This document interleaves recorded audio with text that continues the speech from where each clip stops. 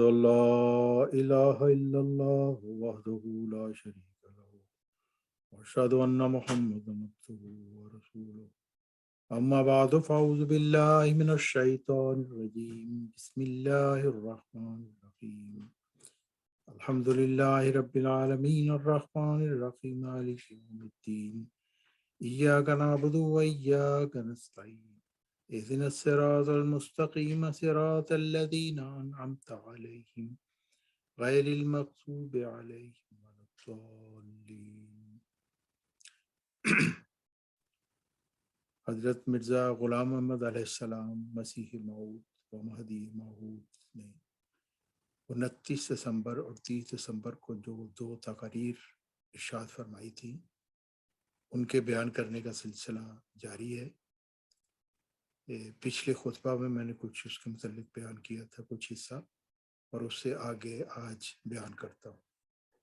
حضرت مرزا غلام احمد علیہ السلام فرماتے ہیں، اس مقصد کے حاصل کرنے کے واسطے، یعنی پاکیزگی کو حاصل کرنے کے واسطے، اول ضروری ہے کہ انسان دیدہ دانستہ اپنے آپ کو گناہ کے گڑھے میں نہ ڈالے، ورنہ وہ ضرور ہلاک ہوگا۔ جو شخص دیدہ دانستہ بدراہ اختیار کرتا ہے یا کنویں میں گرتا ہے اور زہر کھاتا ہے، وہ یقیناً ہلاک ہوگا۔ ایسا شخص نہ دنیا کے نزدیک اور نہ اللہ تعالیٰ کے نزدیک قابل رحم ٹھہر سکتا ہے۔ اس لیے یہ ضروری اور بہت ضروری ہے کہ خصوصاً ہماری جماعت کے لیے، جس کو اللہ تعالیٰ نمونہ کے طور پر انتخاب کرتا ہے، اور وہ چاہتا ہے کہ آنے والی نسلوں کے لیے ایک نمونہ ٹھہرے، کہ جہاں تک ممکن ہے بد صحبتوں اور بد عادتوں سے پرہیز کریں اور اپنے آپ کو نیکی کی طرف لگائیں۔ اس مقصد کے حاصل کرنے کے واسطے جہاں تک تدبیر کا حق ہے، تدبیر کرنی چاہیے اور کوئی دقیقہ فروگزاشت نہیں کرنا چاہیے۔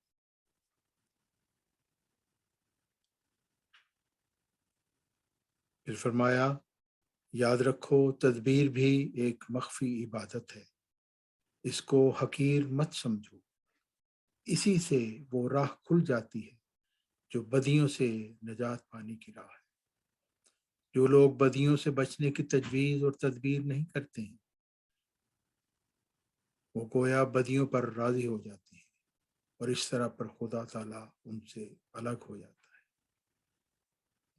میں سچ کہتا ہوں کہ جب انسان نفس امارہ کے پنجہ میں گرفتار ہونے کے باوجود بھی تدبیروں میں لگا ہوا ہوتا ہے، تو اس کا نفس امارہ خدا تعالیٰ کے نزدیک لوامہ ہو جاتا ہے اور ایسی قابل قدر تبدیلی پا لیتا ہے کہ یا تو وہ امارہ تھا جو لعنت کے قابل تھا، اور یا تدبیر اور تجویز کرنے سے وہی قابل لعنت نفس امارہ نفس لوامہ ہو جاتا ہے، جس کو یہ شرف حاصل ہے کہ وہ خدا تعالیٰ بھی اس کی قسم کھاتا ہے۔ یہ کوئی چھوٹا شرف نہیں۔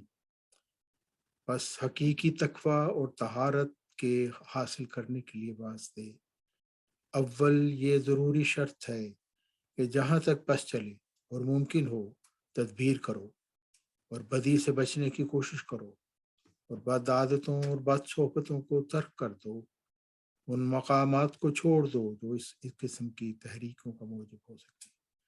جس قدر دنیا میں تدبیر کی راہ کھلی ہے، اس قدر کوشش کرو اور اس سے نہ تھکو نہ ہٹو۔ پھر فرمایا، دوسرا طریق حقیقی پاکیزگی کے حاصل کرنے اور خاتمہ بالخیر کے لیے جو خدا تعالیٰ نے سکھایا ہے وہ دعا ہے۔ اس لیے جس قدر ہو سکے دعا کرو۔ یہ طریق بھی اعلیٰ درجہ کا مجرب اور مفید ہے، کیونکہ خدا تعالیٰ نے خود فرمایا ہے، ادعونی استجب لکم، تم مجھ سے دعا کرو میں تمہارے لیے قبول کروں گا۔ دعا ہی ایک ایسی چیز ہے جس کے ساتھ مسلمانوں کو فخر کرنا چاہیے۔ دوسری قوموں کو دعا کی کوئی قدر نہیں، اور نہ انہیں اس پاک طریق پر کوئی فخر اور ناز ہو سکتا ہے، بلکہ یہ فخر اور ناز صرف اسلام ہی کو ہے۔ دوسرے مذاہب اس سے بکلی بے بہرہ ہیں۔ مثلاً عیسائیوں نے جب یہ سمجھ لیا کہ ایک انسان جس کو انہوں نے خدا مان لیا نے ہمارے لیے قربانی دے دی ہے، انہوں نے اس پر بھروسہ کر لیا اور سمجھ لیا کہ ہمارے سارے گناہ اس نے اٹھا لیے ہیں، پھر وہ کون سا امر ہے جو اس کو دعا کے لیے تحریک کرے گا؟ ناممکن ہے کہ وہ گزارش دل کے ساتھ دعا کرے۔ دعا تو وہ کرتا ہے جو اپنی ذمہ داری اور جواب دہی کو سمجھتا ہے، لیکن جو شخص اپنے آپ کو بری ذمہ تصور کرتا ہے وہ دعا کیوں کرے گا؟ اس نے تو پہلے ہی سمجھ لیا ہے کہ گناہ دوسرے شخص نے اٹھا لیے ہیں، اور اس طرح پر اس کے ذمہ کوئی جواب دہی نہیں، تو اس کے دل میں تحریک کس طرح ہوگی؟ اس نے اور شے پر بھروسہ کر لیا ہے، اور اس طرح پر اس طریق سے جو دعا کا طریق ہے وہ دور چلا گیا ہے۔ غرض ایک عیسائی کے نزدیک دعا بالکل بے سود ہے اور وہ اس پر عمل نہیں کر سکتا۔ اس کے دل میں وہ رکت اور جوش جو دعا کے لیے حرکت پیدا کرتا ہے نہیں ہو سکتا۔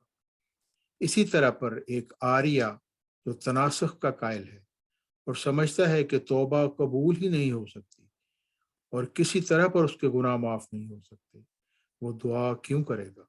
اس نے تو یہ یقین کیا ہوا ہے کہ جونوں کے چکر میں جانا ضروری ہے اور بیل، گھوڑا، گدھا، گائے، کتا، سور وغیرہ بننا ہے، وہ اس راہ کی طرف آئے گا ہی نہیں۔ اس سے صاف معلوم ہوتا ہے کہ دعا اسلام کا خاص فخر ہے اور مسلمانوں کو اس پر بڑا ناز ہے۔ مگر یاد رکھو، یہ دعا زبانی بک بک کا نام نہیں ہے، بلکہ یہ وہ چیز ہے کہ دل خدا تعالیٰ کے خوف سے بھر جاتا ہے اور دعا کرنے والے کی روح پانی کی طرح بہہ کر آستانہ الوہیت پر گرتی ہے اور اپنی کمزوریوں اور لغزشوں کے لیے قوی اور مقتدر خدا سے طاقت اور قوت اور مغفرت چاہتی ہے۔ اور یہ وہ حالت ہے کہ دوسرے الفاظ میں اس کو موت کہہ سکتے ہیں۔ جب یہ حالت میسر آ جاوے تو یقیناً سمجھو کہ باب اجابت اس کے لیے کھولا جاتا ہے اور خاص قوت اور فضل اور استقامت بدیوں سے بچنے اور نیکیوں پر استقلال کے لیے عطا ہوتی ہے۔ یہ ذریعہ سب سے بڑھ کر زبردست ہے، مگر بڑی مشکل یہ ہے کہ لوگ دعا کی حقیقت اور حالت سے محض ناواقف ہیں، اور اسی وجہ سے اس زمانہ میں بہت سے لوگ اس سے منکر ہو گئے ہیں، کیونکہ وہ ان تاثیرات کو نہیں پاتے۔ اور منکر ہونے کی ایک وجہ یہ بھی ہے کہ وہ کہتے ہیں کہ جو کچھ ہونا ہے وہ تو ہونا ہی ہے، پھر دعا کی کیا حاجت ہے؟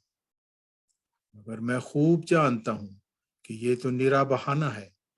انہیں چونکہ دعا کا تجربہ نہیں، اس کی تاثیرات پر اطلاع نہیں، اس لیے اس طرح کہہ دیتے ہیں، ورنہ اگر وہ ایسے ہی متوکل ہیں تو پھر بیمار ہو کر علاج کیوں کرتے ہیں؟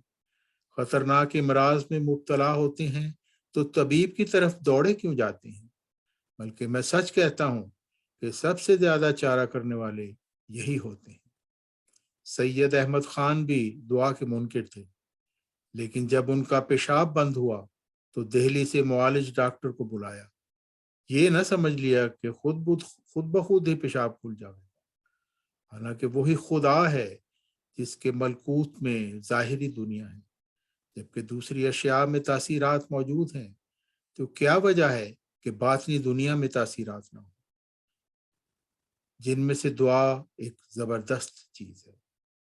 یہ سچ ہے کہ خدا تعالیٰ کے قضاء و قدر میں سب کچھ ہے، مگر کوئی یہ تو بتائے کہ خدا تعالیٰ نے وہ فہرست کس کو دی ہے جس سے معلوم ہو جاوے۔ میں سچ کہتا ہوں کہ ان اسرار پر کوئی فتح نہیں پا سکتا۔ ظاہر میں ہم دیکھتے ہیں کہ ایک شخص قبض سے بیمار ہے تو تربت یا کسٹرائل جب اس کو دیا جاوے گا تو اسے اسہال آ جاوے گی اور قبض کھل جاوے گی۔ کیا اس امر کا بیان ثبوت نہیں کہ خدا تعالیٰ نے تاثیرات رکھی ہوئی ہیں؟ اسی طرح پر اور تدابیر کرنے والے ہیں، اسی طرح پر اور تدابیر کرنے والے ہیں۔ مثلاً زراعت کرنے والے اور یہی معالجات کرنے والے وہ خوب جانتے ہیں کہ ان تدابیر کی وجہ سے انہوں نے فائدہ اٹھایا اور اشیاء میں مختلف اثر دیکھے۔ پھر جب کہ ان چیزوں میں تاثیرات موجود ہیں تو کیا وجہ ہے کہ دعاؤں میں جو وہ بھی مخفی اسباب اور تدابیر ہیں، دعاؤں میں جو وہ بھی مخفی اسباب اور تدابیر ہیں اثر نہ ہوں، اثر ہیں اور ضرور ہیں، لیکن تھوڑے لوگ ہیں تو ان تاثیرات سے واقف اور آشنا ہیں، اس لیے انکار کر بیٹھتے ہیں۔ میں یقیناً جانتا ہوں کہ چونکہ بہت سے لوگ دنیا میں ایسے ہیں جو اس نقطہ سے جہاں دعا اثر کرتی ہے دور رہ جاتے ہیں، اور وہ تھک کر دعا چھوڑ دیتے ہیں اور خود ہی یہ نتیجہ نکال لیتے ہیں کہ دعاؤں میں کوئی اثر نہیں۔ میں کہتا ہوں کہ یہ تو ان کی اپنی غلطی اور کمزوری ہے۔ جب تک کافی وزن نہ ہو، خواہ زہر ہو یا تریاک، اس کا اثر نہیں ہوتا۔ کسی کو بھوک لگی ہوئی ہو اور وہ چاہے کہ ایک دانہ سے پیٹ بھر لے یا تولا بھر غذا کھا لے، تو کیا ہو سکتا ہے کہ وہ سیر ہو جاوے؟ تو کیا ہو سکتا ہے کہ وہ سیر ہو جاوے؟ کبھی نہیں۔ اسی طرح جس کو پیاس لگی ہوئی ہے، ایک قطرہ پانی سے اس کی پیاس کب بجھ سکتی ہے؟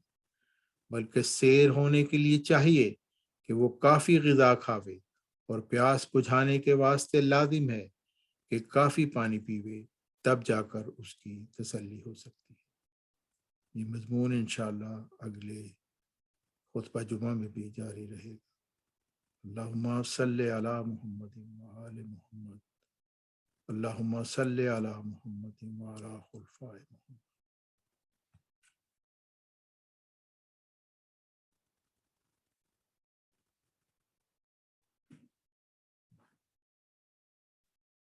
الحمد لله نحمده ونستعينه ونستغفره ونؤمن به ونتوكل عليه ونعوذ بالله من شرور أنفسنا ومن سيئات أعمالنا، من يهده الله فلا مضل له ومن يضلل فلا هادي له، ونشهد أن لا إله إلا الله وحده لا شريك له وأشهد أن محمدا عبده ورسوله۔ عباد اللہ رحمكم اللہ، ان اللہ یامر بالعدل والإحسان وإیتاء ذی القربى وینہی عن الفحشاء والمنکر والبغی یعظکم لعلکم تذکرون۔ اذکروا اللہ یذکرکم وادعوہ یستجب لکم ولذکر اللہ اکبر۔